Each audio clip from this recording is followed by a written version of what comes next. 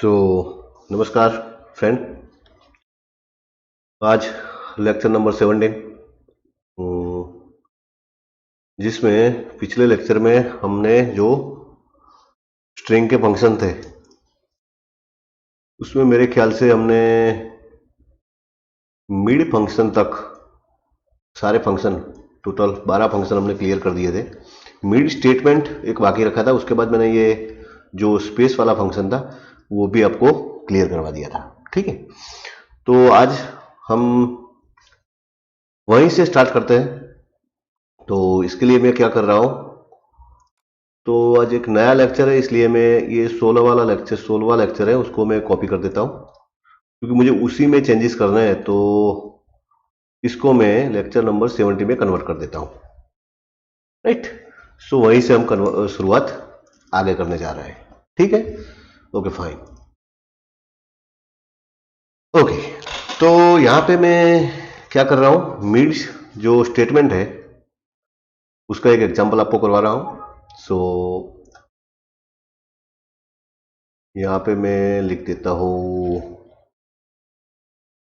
Mid S, right, mid statement, so mid S, and यहां पे मैं cmd mid S. So actually this one is the mid statement, not a function. Function तो हमने कल पढ़ दिया, राइट। क्या करता था वो मैंने आपको यहाँ पे बता दिया था। अब ये मिड स्टेटमेंट क्या कर रहा है उसको समझना है। तो मिड स्टेटमेंट को समझने के लिए हम क्या करते हैं, तो हम एक वेरिएबल डिक्लेयर करते हैं, dim S H string, right. और S equal to, for example मैं यहां पे लिख रहा हूं MSc CNIT कॉलेज, राइट,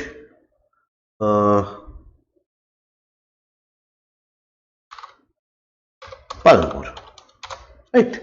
ये एक मैंने एक वेरिएबल लिया और उस वेरिएबल में मैंने क्या किया, तो ये स्ट्रिंग को मैंने उसमें डाल दिया है। ओके, नाउ मुझे क्या करना है भाई कि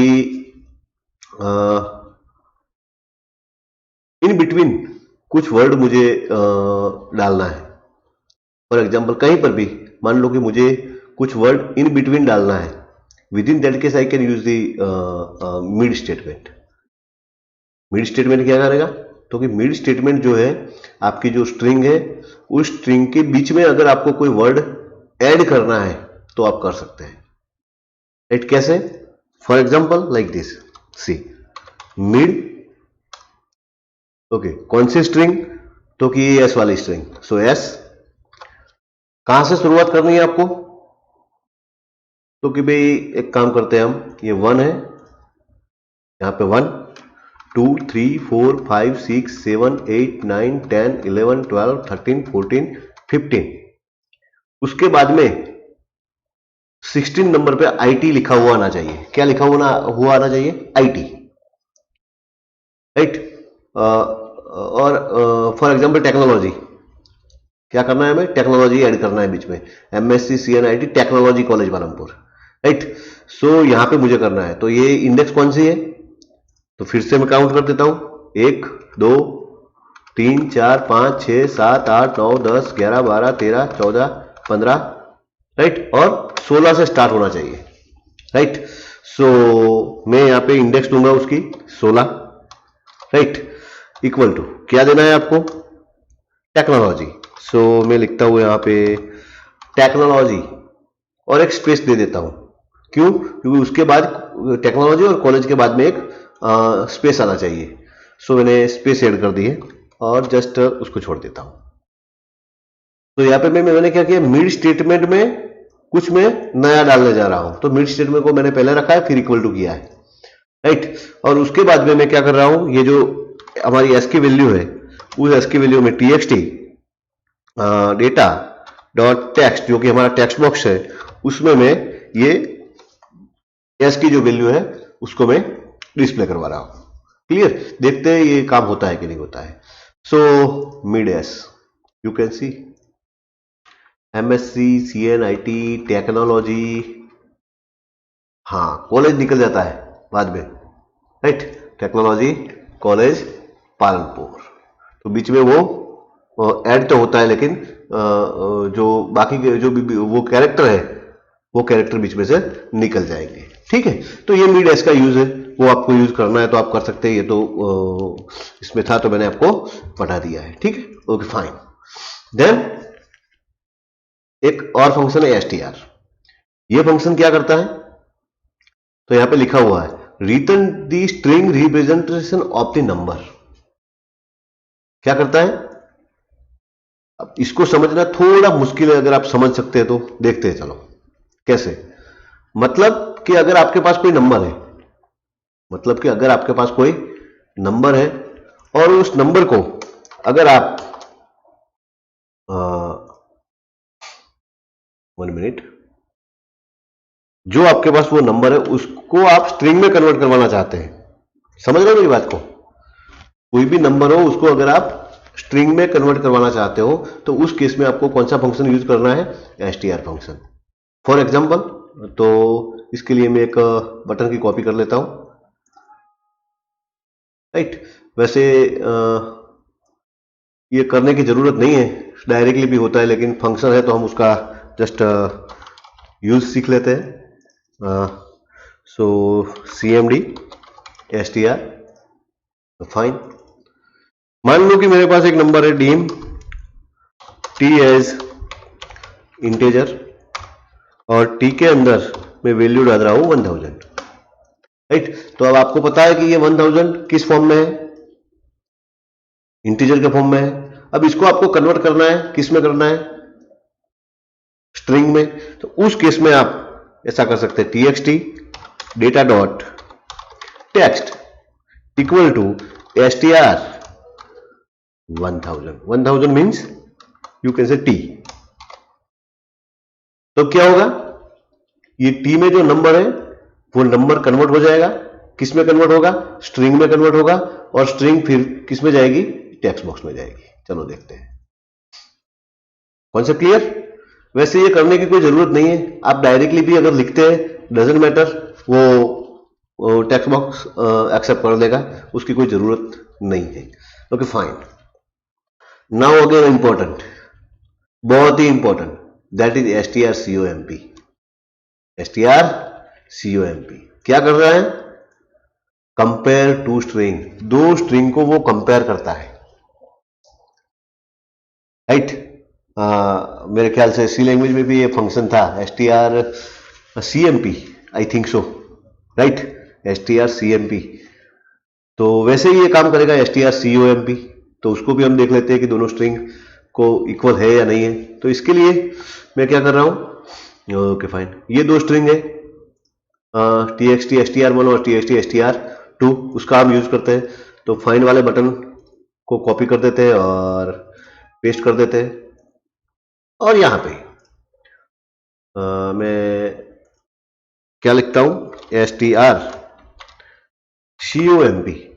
सो आपको पता चल जाएगा कि कौन सा फंक्शन है, इसलिए मैंने यहाँ पे ये strcomp लिखा है। यहाँ पे फाइंड में कोई फंक्शन था, कौन सा फंक्शन था भाई, इन str था, तो मैंने फाइंड लिखा था। बेटर है कि यहाँ पे हम इन str कर देते हैं, तो आपको पता चलेगा एटलीस्ट कि कौन सा फंक्शन, कौन सा बटन क्लिक करने से कौन सा फंक्शन कॉल होता है। Okay fine. सो ये strcomp कैसा काम करता है, चलो उसके लिए मैंने अभी कमांड का बटन का नाम चेंज नहीं किया है, तो कर देता हूँ cmd कंपेयर, नाम क्या देता हूं मैं, cmd कंपेयर। फाइन, दो स्ट्रिंग को मुझे कंपेयर करनी है फ्रेंड। तो पहले तो ये उसकी डेफिनेशन देख लो कि फंक्शन कैसे काम करता है। सो आपको क्या लिखना है, strcomp लिखना है, फंक्शन आ गया। उसके बाद उसमें आपको देखना है सी, पहले वो पूछता है स्ट्रिंग 1, तो उसके लिए हम क्या लेंगे, txt str1 डॉट टेक्स्ट, पहले टेक्स्ट बॉक्स की वैल्यू लेंगे, उसको कंपेयर करेंगे दूसरी स्ट्रिंग से, that means txt str2 dot text. Concept clear. अभी मुझे भी पता नहीं है फ्रेंड कि ये फंक्शन कैसे काम करता है, तो मैं क्या कर रहा हूं, राइट, ये एक्चुअली फंक्शन स्ट्रिंग 1 लेगा और स्ट्रिंग 2 लेगा। आप डायरेक्टली स्ट्रिंग भी पास कर सकते हैं, डजंट मैटर, और उसके बाद में कंपेयर करके आपको कोई वैल्यू देगा। तो जो वैल्यू आएगी वो मैं कोई टेम्पररी वेरिएबल टी में स्टोर करवा रहा हूं। क्या कर रहा हूं? टेम्पररी वेरिएबल टी में स्टोर करवा रहा हूं और उस टी की वैल्यू को मैं टेम्पररी मैसेज बॉक्स में डिस्प्ले करवा रहा हूं। अब देखिए, कॉन्सेप्ट क्लियर? अब क्या होता है वो हमें चेक करना है। ये एक्चुअली मुझे अभी आप समझो, आपको भी पता नहीं है कि भाई एसटीआर कैसे वर्क करता है सॉरी, वैसे ही मुझे भी ये पता नहीं है कि एसटीआर एग्जैक्टली वर्क कैसे करता है। हाँ, मुझे ये पता है कि एसटीआर दो स्ट्रिंग को कंपेयर करता है, वो मुझे पता है, वो मैंने आपको भी बता दिया और ये यहां पे लिखा भी हुआ है कि कंपेयर टू स्ट्रिंग। लेकिन कैसे करता है ये मुझे नहीं पता और आपको भी नहीं पता, तो हमें समझना तो पड़ेगा कि भाई ये कैसे काम करता है। तो उसके लिए मैंने क्या किया, इसमें दो स्ट्रिंग डाल दी, राइट। उसके बाद इसकी जो भी वैल्यू आएगी, जो भी रिटर्न में जो वैल्यू आएगी, उस वैल्यू को मैं टी में डिस्प्ले करवा रहा हूं। क्या कर रहा हूं फ्रेंड? टी में डिस्प्ले करवा रहा हूं। ओके, सो देखते हैं क्या होता है। चलो पहले हम क्या करते हैं, यहां पे भी एबीसी लिखते हैं, यहां पे एबीसी लिखते हैं और फिर इसमें उसको STR what it return? It return 0। अब 0 रिटर्न आ रहा है, इसको मतलब हमें क्या समझना है? हमें यह समझना है कि भाई ये दोनों स्ट्रिंग इक्वल है, राइट। फॉर एग्जाम्पल मैं यहां पे लिखता हूं एबीसीडी और यहां पे एबीसी और यहां पे मैं क्लिक करता हूं, तो आपको क्या मिल रहा है? 1। तो उसको आपको क्या समझना है कि ये दोनों स्ट्रिंग इक्वल नहीं है। फॉर एग्जाम्पल यहां पे मैंने एबीसीडी लिखा है, यहां पे मैं XYZ लिखता हूं। अब हम क्लिक करते हैं तो क्या मिल रहा है? -1। समझ में आ रहा है आपको बात? चलो मैं यहां पे PQRS लिखता हूं, फिर क्लिक करता हूं, आपको क्या मिल रहा है अभी? -1। चलो मैं यहां पे कैपिटल में ABCD लिखता हूं और यहां पे स्मॉल में है, आपको क्या मिल रहा है? 1 मिल रहा है। अल्टीमेटली कहने का मेरा मतलब यह है, जब तक ये दोनों स्ट्रिंग इक्वल नहीं है तब तक ये फंक्शन आपको नॉन जीरो वैल्यू देगा। क्या देगा? नॉन जीरो, वो जीरो नहीं होगा और कोई वैल्यू होगी। और अगर मान लो कि आपकी जो स्ट्रिंग इक्वल है, उस केस में आपको वो जीरो देता है। अरे फ्रेंड, आप मान लो कि यहां पे आप स्पेस भी डाल देते हैं, तो देखने में तो दोनों आपको इक्वल लगते हैं, लेकिन यहां पे एक स्पेस ज्यादा है, उस केस में भी आपको नॉन जीरो वैल्यू मिलेगी। Concept clear? ओके फ्रेंड, तो मैं क्या कर रहा हूं, अब मुझे मैसेज बॉक्स की जरूरत नहीं है, मुझे समझ में आ गया कि ये फंक्शन कैसे काम करता है। तो मैं यहां पे एक कंडीशन लिखता हूं कि if t equal to 0 then एक मैसेज बॉक्स दे दो भाई, MSG box, both string are equal, right, else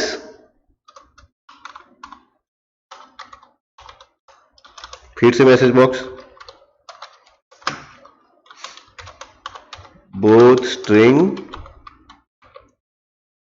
are not equal.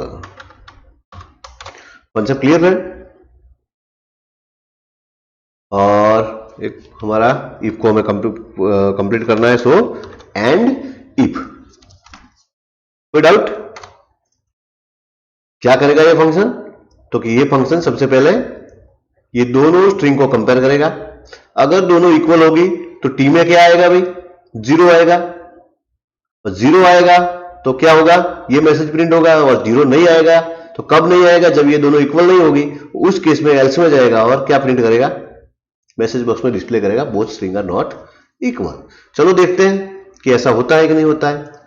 Okay, अभी में कुछ नहीं, दोनों में कुछ नहीं है, दैट मींस एम्प्टी स्ट्रिंग है, सो बोथ आर इक्वल। चलो इसमें दो स्पेस दे देता हूं, both string are not equal. चलो इसमें मैं लिख देता हूं पालनपुर और इसमें भी लिखता हूं मैं पालनपुर और फिर कंपेयर करवाता हूं, so both string are equal. अगर यहां पे मैं लिखता हूं Palanpur Orissa, within that case both string are not equal. तो मेरे ख्याल से एक कॉन्सेप्ट क्लियर हो गया कि how STR function works. Clear? Okay.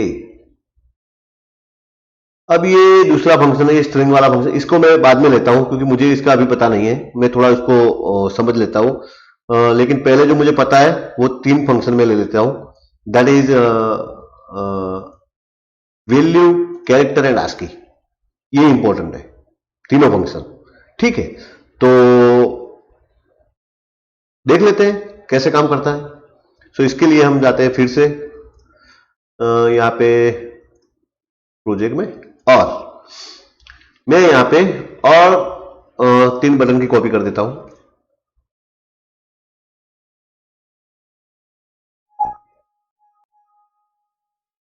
और इसको मैं यहां पे रख देता हूं। पहला फंक्शन कौन सा था हमारा, ASC। दूसरा कौन सा था, CHR। और लास्ट वन कौन सा था भाई, वैल्यू फंक्शन। राइट, सो ये तीनों फंक्शन हम ले लेते हैं पहले। चलो वो यहाँ पे मैं ऐसा काम कर देता हूं तो स्पेस थोड़ा हमारा खराब लग रहा है, वो अच्छा लगे। ठीक है, और ये तीनों को मैं थोड़ा ऐसे सेट कर देता हूं। तो इसका नाम मैं देता हूं CMD ASC, इसका नाम देता हूं मैं CMD CHR, और इसका नाम देता हूं मैं CMD value. Okay fine friend, हम लोगों ने ये वैल्यू फंक्शन का तो यूज किया है, अगर आपको पता है तो कहीं पर तो किया है, कहीं पर तो हमने ये वैल्यू फंक्शन का यूज किया है। फॉर एग्जाम्पल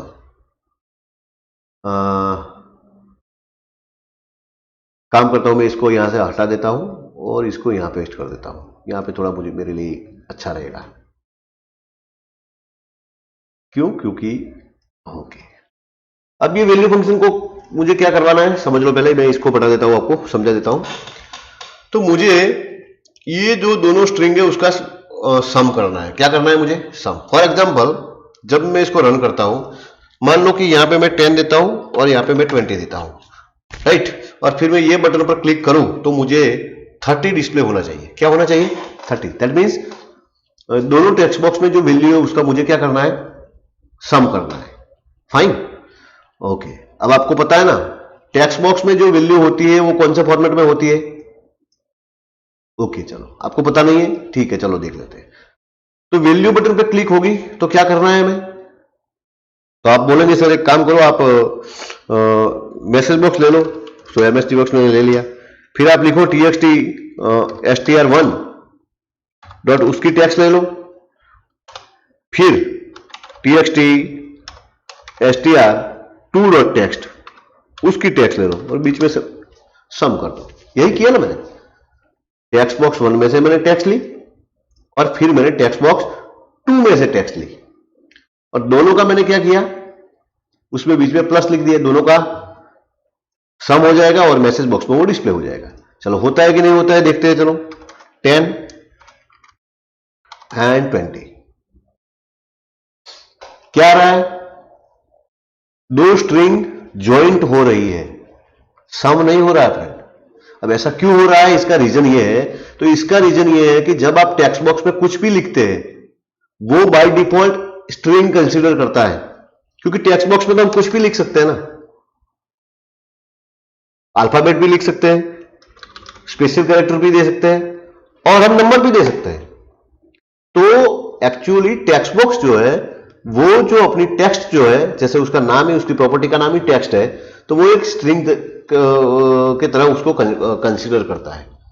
अब मान लो कि हमने यहां पे नंबर दिए हैं, लेकिन वो नंबर को भी टेक्स्ट के तौर पर ही कंसीडर करेगा, तो हमें क्या करना पड़ेगा, हमें भाई ये जो हमारी जो नंबर है जो कि स्ट्रिंग के फॉर्मेट में है, उनको हमें कन्वर्ट करना पड़ेगा इंटीजर फॉर्मेट में, नंबर के फॉर्मेट में कन्वर्ट करना पड़ेगा। और नंबर के फॉर्मेट में कन्वर्ट करके कौन देगा, तो ये फंक्शन देगा हमें, कौन सा, वैल्यू फंक्शन। चलो तो क्या करना है हमें, उसके लिए हमें वैल्यू फंक्शन का यूज करना है। वैल्यू क्या, तो कि TXT str1 sorry TXT str1 dot text मैंने लिख दिया।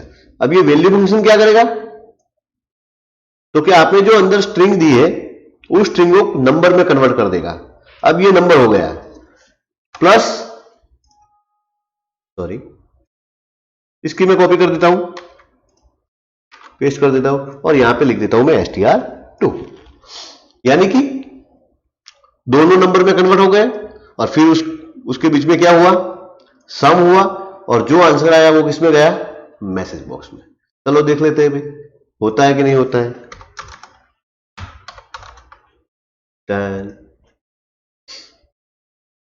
कॉन्सेप्ट क्लियर है कि भाई ये वैल्यू फंक्शन कैसे काम करता है, हो गया क्लियर, ओके फाइन।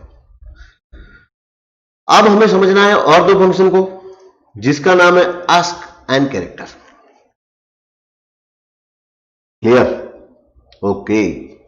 तो मैंने आपको मेरे ख्याल से हमारा जो माउस इवेंट वाला लेक्चर था उस लेक्चर को अगर आपने पढ़ा है तो उसमें मैंने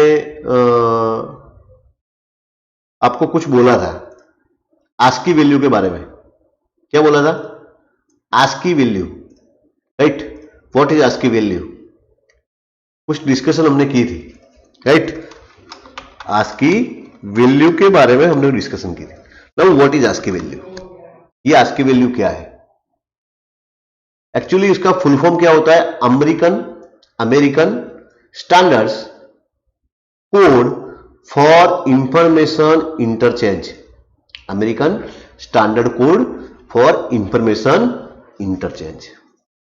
अब आपको लगेगा कि सर ये क्या है, तो ये तो मैंने वैसे चर्चा की हुई है क्योंकि हमारे पास एक्चुअली आपको पता है कि कीबोर्ड में कुछ डिजिट है 0 to 9, यस और नो।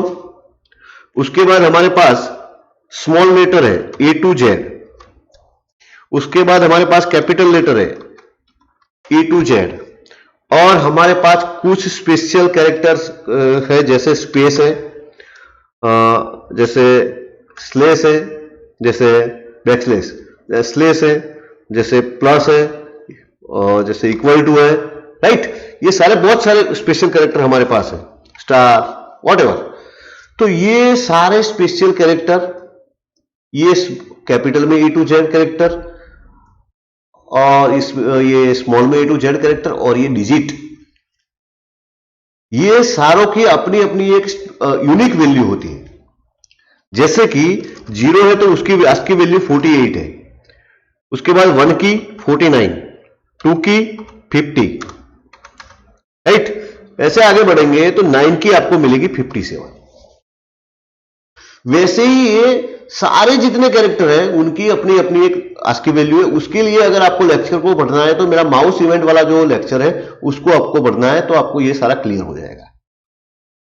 क्लियर, अभी आस्की वैल्यू की जरूरत क्यों पड़ती है वो भी मैंने डिस्कस किया हुआ है उस लेक्चर में, तो आप जाके उस लेक्चर को पढ़ लें, वो आपको प्लेलिस्ट में मिल जाएगा, राइट। अगर उसको हटाया नहीं है तो, अगर हटा दिया है फिर तो आई एम सॉरी। तो लेकिन मैं एक्सपेक्टेशन रखता हूं कि आप लोगों ने ये पढ़ा होगा, ठीक है। तो एक्चुअली ये दोनों फंक्शन जो मैं आपको बताने जा रहा हूं, आस्की और कैरेक्टर, उस दोनों फंक्शन का काम कुछ इस तरह का है कि आस्की जो फंक्शन है वो आपको आस्की वैल्यू देगा, आप जो भी कैरेक्टर देंगे। फॉर एग्जांपल मैं यहां पे क्या करता हूं, मैसेज बॉक्स का यूज करता हूं, MSG बॉक्स, फंक्शन लेता हूं आस्की और ये क्या बोल रहा है, स्ट्रिंग। दैट मीन्स यहां पे आपको कोई कैरेक्टर देना है। For example txt data dot text में दे रहा हूं, यहां पे क्या होता है हम देखते हैं, राइट। चलो रन करते हैं। आस्की पे मैं क्लिक कर रहा हूं, इनवैलिड प्रोसीजर कॉल और आर्ग्यूमेंट, रीजन यहां पे उसको एम्प्टी स्ट्रिंग मिल रहा है, नथिंग, कुछ मिल ही नहीं रहा है, राइट, ओके फाइन। सो यहां पे मैं चलो कैपिटल A प्रेस करता हूं, क्या मिल रहा है मुझे, उसकी आस्की वैल्यू मिल रही है 65। ओके चलो, मैंने बोला ही अभी बोला था आपको कि 0, चलो 0 का क्या मिल रहा है, 48 मिल रहा है। ओके चलो मैं यहाँ पे 1 प्रेस कर रहा हूं, क्या मिल रहा है आपको, 49। चलो मैं यहाँ पे 2 प्रेस कर रहा हूं, क्या मिल रहा है आपको, 50। चलो यहाँ पे मैं 9 प्रेस कर रहा हूं, क्या मिल रहा है आपको,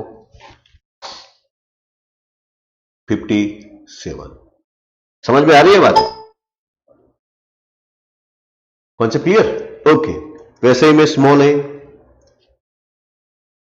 राइट। चलो मैं यहाँ पे बैकस्लैश देता हूं 92, चलो यहाँ पे मैं स्पेस देता हूं।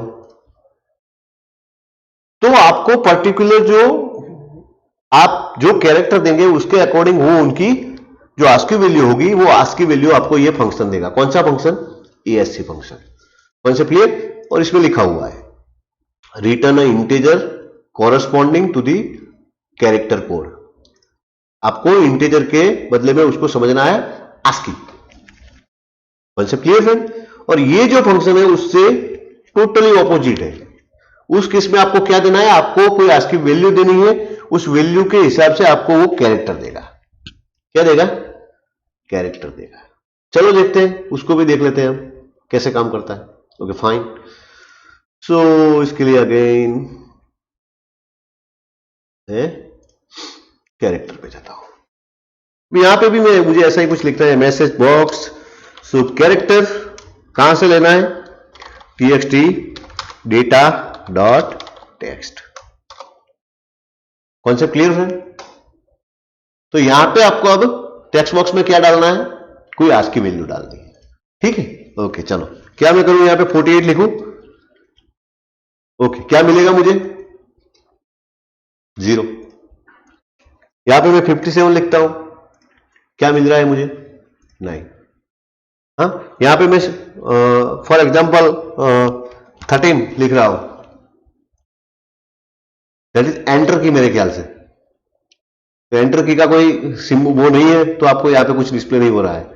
जैसे कि मैं यहाँ पे 7 लिख रहा हूं, राइट, तो कोई सिंबल आप यहाँ पे आपको दिख रहा है। 7 मेरे ख्याल से बैकस्पेस का है शायद, राइट।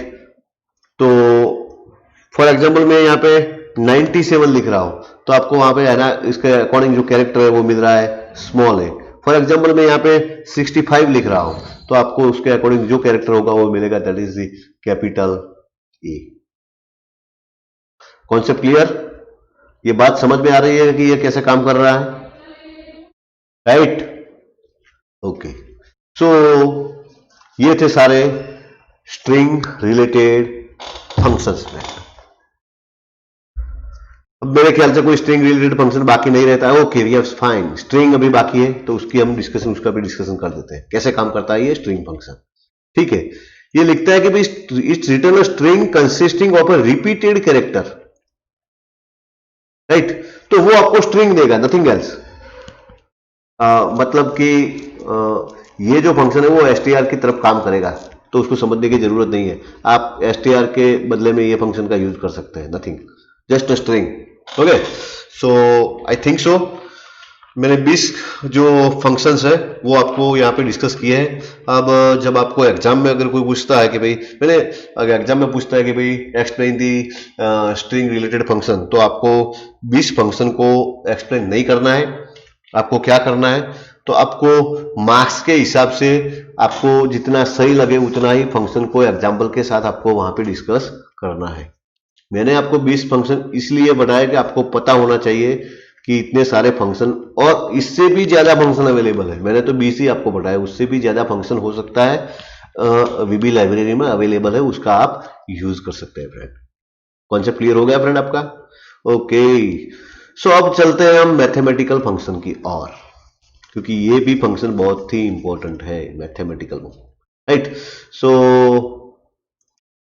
मैथमेटिकल फंक्शन के लिए मैं क्या कर रहा हूं, तो मैं इसके लिए एक नया फॉर्म ले लेता हूं। चलो ऐड फॉर्म, राइट, और यहां पे मैं लिखता हूं मैथ फंक्शंस, राइट। सेव कर देता हूं फ्रेंड। सेव करने के लिए मुझे अभी save project lecture number 7, fine, good, okay. इसको मैं फॉर्म को थोड़ा ऐसा कर देता हूँ, उसकी जो बॉर्डर स्टाइल है वो फिक्स कर देता हूँ। ठीक है, चलो मैं क्या कर रहा हूँ फ्रेंड, ये जो पिक्चर बॉक्स है इसकी, और इसको मैं कॉपी करता हूँ। उसको कॉपी करने के बाद यहाँ पे मैं उसको पेस्ट कर देता हूँ फ्रेंड। ये पेस्ट करने का मेरा कंट्रोल Z, पहले मैं उसको डिलीट कर देता हूँ। चलो, क्यों डिलीट किया? क्योंकि मैंने फॉर्म की वो प्रॉपर्टी सेट नहीं की, इसलिए जो फॉन्ट की इफेक्ट है वो प्रॉपरली नहीं आ रही है, दैट्स वाई। राइट, अब मैं उसको पेस्ट करता हूँ। Concept clear? ओके। अब मुझे वो स्ट्रिंग वाला है उसकी कोई ज़रूरत नहीं है, मुझे नाम चेंज बहुत सारे ना करने पड़े, इसलिए मैंने ऐसा किया। और यहाँ पे मैं क्या करता हूँ, math functions, that's all. Clear हो? यहाँ पे तो ये सारे जो बटन हैं उसमें से मैं सारे बटन को हटा देता हूँ, क्योंकि मुझे अभी इस सारे बटन की कोई ज़रूरत नहीं है। जितने बटन की मुझे ज़रूरत होगी उतने बटन में कॉपी करके मैं लेने वाला हूँ। तो यहाँ पे मैंने एक टेक्स्ट बॉक्स लिया है जिसका नाम आपको पता है, txt data as it is. यहाँ पे मेरा एक बटन है, राइट, उससे हम शुरुआत करने जा रहे हैं। तो मैथमेटिकल फंक्शन को समझने के लिए सबसे पहले थियोरिटिकल चर्चा कर देते हैं। Okay friend, so this is the ABS function. Now what is the use of the ABS function? So यहाँ पे लिखा है it return the absolute value of the number. Now what is the absolute value? अब आपको तो ये वो होगा कि सर ये एब्सोल्यूट वैल्यू क्या है? अरे भाई देखो, मैथमेटिक्स में मैं जीरो हूं। सबसे पहले समझ लो एक बात को, मैथमेटिक्स में अगर आपको पता है वो हम जो कहते हैं ना, x⁻³ x⁻⁴ x+y, ये सारा जो लिखा हुआ आता है तो मुझे वो चक्कर आ जाते हैं। समझ रहे हैं मेरी बात को? कहने का मेरा मतलब ये है कि जो ये मैथमेटिक्स है उसमें मैं इतना पावरफुल नहीं हूं।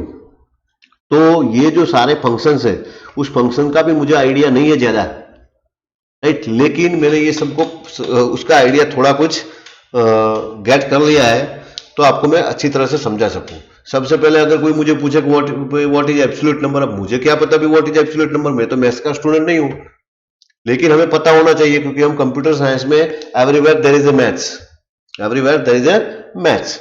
कहीं ना कहीं अगर आप प्रोग्राम बनाते हैं तो उसमें मैथ्स का यूज तो होगा ही, कहीं जगह थोड़ा होगा कहीं जगह ज्यादा होगा, लेकिन मैथ्स तो आएगा।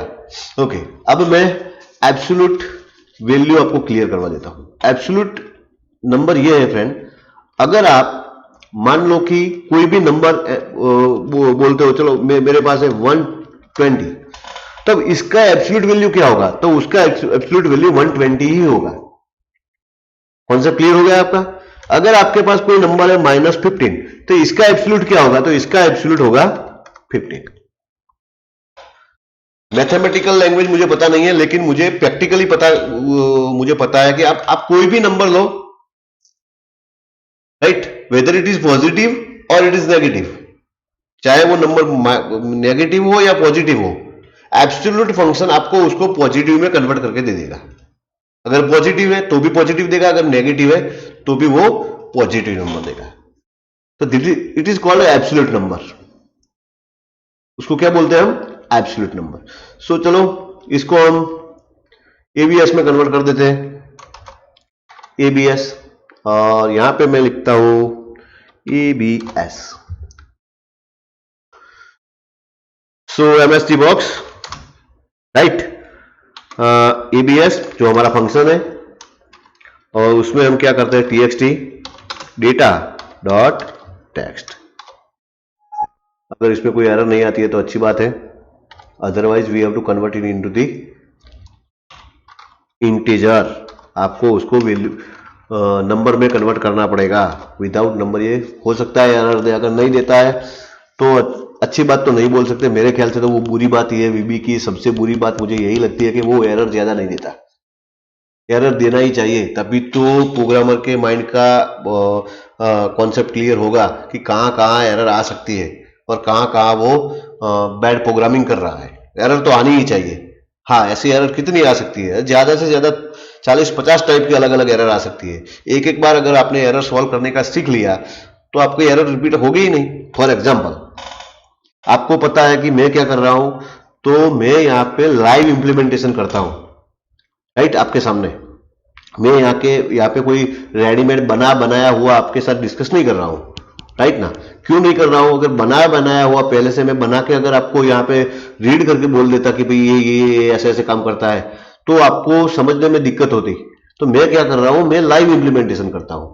अब जब लाइव इंप्लीमेंटेशन करता हूं तो मुझे भी पता नहीं होता कई बार कि मैं क्या करने वाला हूं, आज क्या पढ़ाने वाला हूं।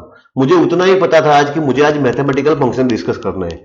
यहां पे आया तो मुझे पता चला कि स्ट्रिंग के कुछ फंक्शन पिछले लेक्चर में रह गए हैं, तो वो मैंने इंप्लीमेंट किए। अब मैथमेटिकल फंक्शन यहाँ पे बनाए हुए हैं, यहाँ पे मैंने इंप्लीमेंट नहीं किया, ये एक भी फंक्शन को मैंने अभी तक इंप्लीमेंट नहीं किया है, तो उसको मैं आपके सामने लाइव ही इंप्लीमेंट कर रहा हूं। अगर लाइव में इंप्लीमेंट पहली बार करूंगा तो हो सकता है कि एरर जनरेट हो, यस और नो, एरर जनरेट हो। तो एरर कहीं कहीं एरर आती भी है, और जब आती है तो मैं सॉल्व भी करता हूं आपके सामने। लेकिन जब आप इंप्लीमेंटेशन आपके घर पर करते हैं तो आपको मेरे से ज्यादा एररों का सामना करना पड़ता है, बहुत सारी एरर आती है आपके पास, यस और नो। उतनी एरर यहां पे नहीं आ रही है। ऐसा क्यों? ऐसा इसलिए फ्रेंड, क्योंकि मुझे वीबी में बहुत सारा एक्सपीरियंस है। तो मैं जब कुछ टाइप करता हूं तो मुझे पता है, रहता है कि भाई 80% एरर जो आने वाली है वो मैं टाइप ही वो कोड ही ऐसे लिखता हूं कि वो एरर ना आए। लेकिन आप लोगों के केस में क्या होता है कि आप लोगों के केस में ये होता है कि आपको तो पता ही नहीं है वीबी के बारे में अभी, तो उस केस में कुछ जो एरर है वो एरर आने वाली है, लेकिन जो एरर आती है उस एरर को आप पढ़िए और उसके बाद उसको सॉल्व करिए। ऐसी एरर तकरीबन मेरे ख्याल से 40 से 50 टाइप की एरर होगी। तो वो एक बार आपको पता चल गया कि भाई कौन सी एरर का सॉल्यूशन क्या है, उसके बाद कोई एरर नहीं आएगी। क्लियर? चलो एब्सोल्यूट को हम देख लेते हैं फ्रेंड। तो इसके लिए मैं क्या कर रहा हूं, यहाँ पे मुझे फॉर्म बदलना पड़ेगा, प्रोजेक्ट प्रॉपर्टी में जाता हूं और ये मैथ वाला फॉर्म ले लेता हूं। क्लियर? चलो रन करते हैं। कोई भी नंबर दे दो, 10। एब्सोल्यूट वैल्यू आपको क्या मिल रही है? 10 मिल रही है। चलो मैं यहाँ पे -125 लिख रहा हूं। एब्सोल्यूट वैल्यू आपको क्या मिल रही है? 25। फॉर एग्जाम्पल -2000, आपको एब्सोल्यूट वैल्यू क्या मिलनी चाहिए? 2000। कॉन्सेप्ट क्लियर हो गया फ्रेंड? तो ये है हमारा absolute function. Concept clear friend? Okay. चलो नया दूसरा फंक्शन। तो दूसरा फंक्शन हमारा कौन सा है? That is EXP, exponent. अब एक्सपोनेंट क्या होता है? तो return the value of the e raise to power, right. For example मैं यहाँ पे आपको एग्जाम्पल करके, एग्जाम्पल ही मुझे दिखाना पड़ेगा कि भाई 5 का एक्सपोनेंट क्या होता है। तो मेरे ख्याल के 5 का exponent 5 into 5 into 5 into 5 into 5, 5 बार जो भी रिजल्ट आएगा वो उसका एक्सपोनेंट होगा मेरे ख्याल से। समझ गए आप?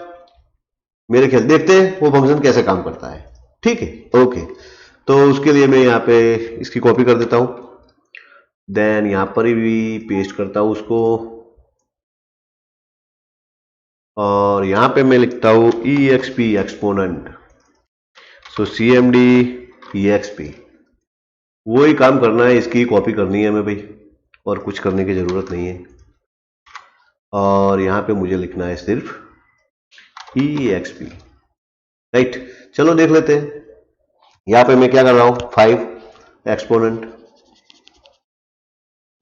फॉर एग्जाम्पल 2 उसका एक्सपोनेंट, जो भी एक्सपोनेंट मुझे पता नहीं है भाई एक्सपोनेंट क्या है, लेकिन I don't know, right. Exponent के बारे में मुझे ज्यादा पता नहीं है, लेकिन ये फंक्शन ऐसे काम करता है, वो आप समझ लो, क्योंकि मैंने पहले ही बोल दिया कि मैथमेटिकल में मैं जीरो, अगर बिजनेस मैथ्स होता आई एम 100% श्योर कि मुझे क्या करना है, लेकिन ये बीज गणित बोलते हैं ना, सो थोड़ा दिक्कत आएगा।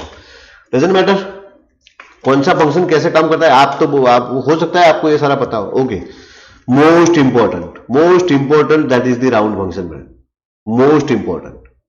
ओके, सो इसको हम देख लेते हैं। चलो, सो इसके लिए मैं आपको यहाँ पे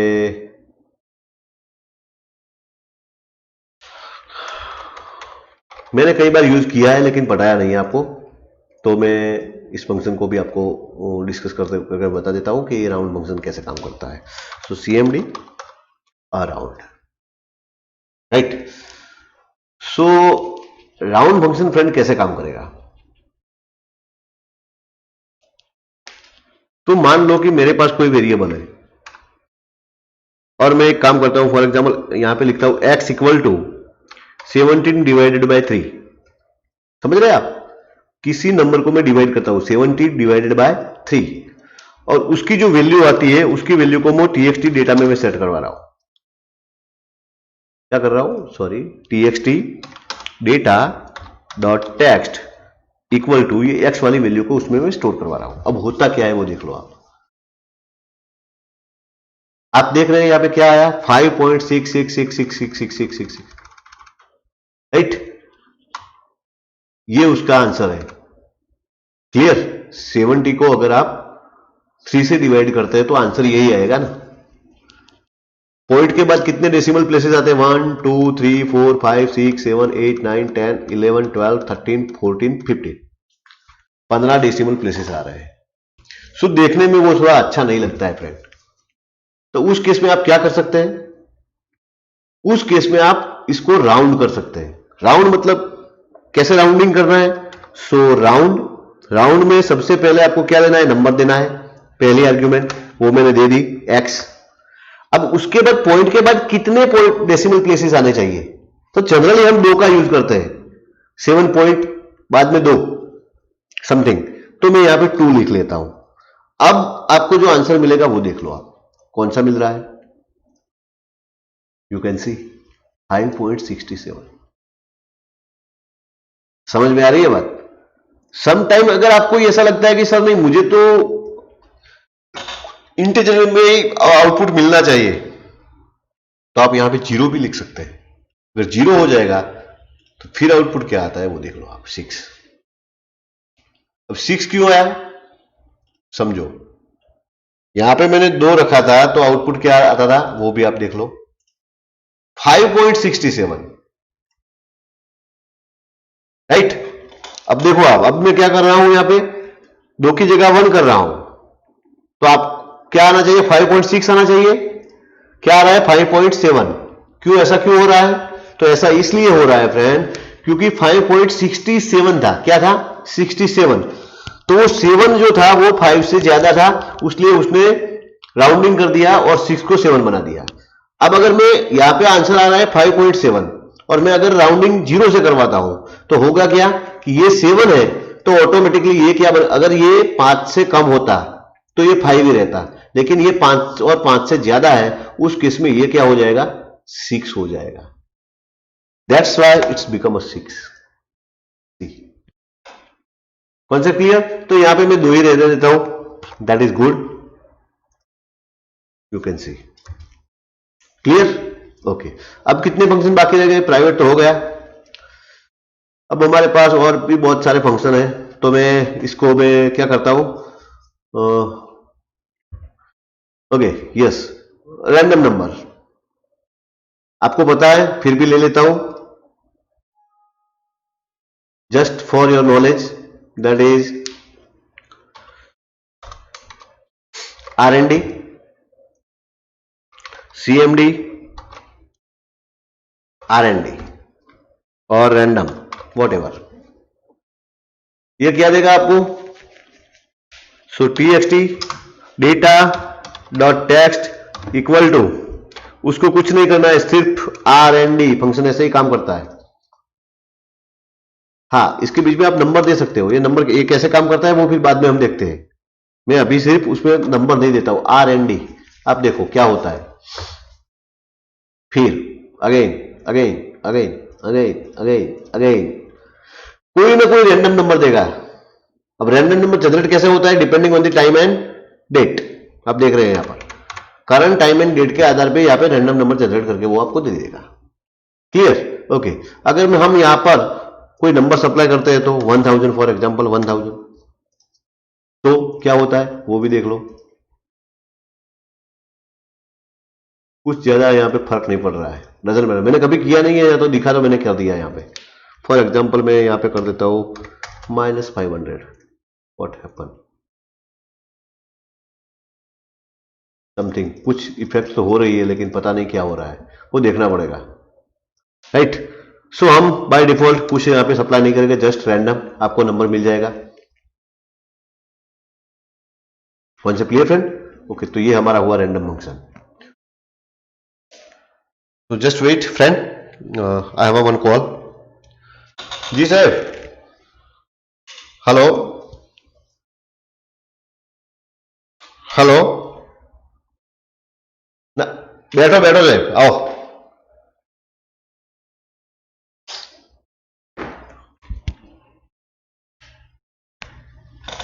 राइट, उसके बाद एक हमारा फंक्शन है is numeric function. Which function? Is a numeric function. तो ये इज न्यूमेरिक कैसे चेक करता है? तो यहां पे लिखा हुआ है determine whether the value is legal number. It determine whether a value is legal number. तो इसके लिए हम अगेन कॉपी कर देते हैं, पेस्ट कर देते हैं और यहां पे लिखते हैं is numeric, is numeric. Right, so CMD for example check, ऐसा नाम दे देता हूं मैं, डजेंट मैटर, कोई फर्क नहीं पड़ता है। और यहां पे आपको MST बॉक्स में मैं ये फंक्शन का यूज कर रहा हूं, इज न्यूमेरिक, इज एरे, बहुत सारे फंक्शन है, is date, is empty, is error, बहुत सारे फंक्शन है अवेलेबल। राइट, सो मैं यहाँ पे यूज न्यूमेरिक फंक्शन का यूज कर रहा हूं और यहाँ पे एक्सप्रेशन देता हूं txt data dot text frame. क्या होता है देखते हैं, चलो कैसे काम करता है ये फंक्शन। तो अगर मैं यहाँ पे कुछ चेक करता हूं that is false, for example मैं यहाँ पे 10 देता हूं, दैट इज ट्रू।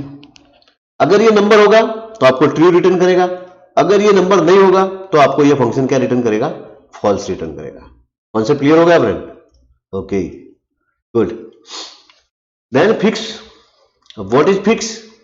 यहां पे लिखा है remove the fraction part of the number and return the integer part only.